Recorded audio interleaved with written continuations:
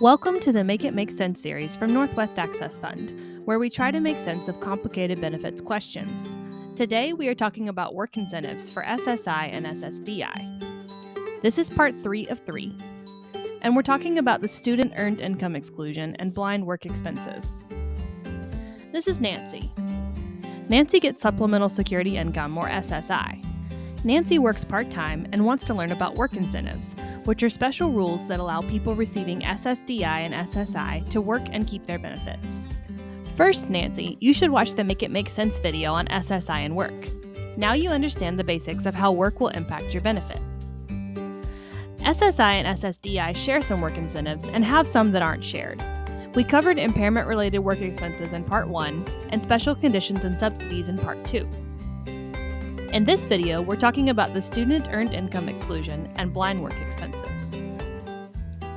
First, let's talk about the student earned income exclusion. This is for people under the age of 22 who are regularly attending school, which means at least 8 hours per week for college students and 12 hours per week for high school students, with some exceptions. Nancy is 19 years old and in school full-time, so she qualifies for this exclusion. In 2026, she can exclude up to $2,410 per month from her countable earned income, with an annual limit of $9,730. Let's see how this exclusion will help Nancy. It's summer break, and Nancy's working more hours than usual. She's earning $3,000 a month before taxes. She can subtract $2,410 from her income.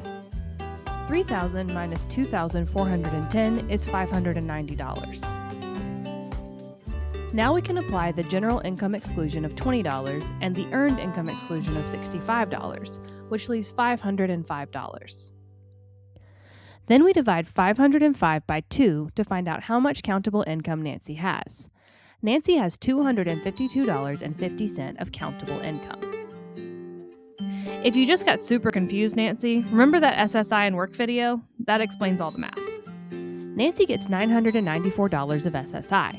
She has $252.50 of countable income. We'll subtract her countable earned income from her SSI amount to find the new amount of her SSI check, which is $741. Social Security always rounds down. Nancy will be getting an SSI check of $741, and she keeps her income of $3,000. So her total income will be $3,741. That's great, Nancy. Maybe you can use your ABLE account to save some of that for the future. The last work incentive we have to talk about is blind work expenses. Blind work expenses are similar to impairment-related work expenses, or IRWEs, and are for people who are legally blind. You can watch Work Incentives Part 1 for a refresher on IRWEs. Blind work expenses have more allowable exclusions than IRWEs and can make a big impact on the countable earned income for a blind person. These aren't all the items and services that count as blind work expenses. Work with a certified benefits planner to identify and claim your blind work expenses. Thanks for watching the Make It Make Sense series, Work Incentives.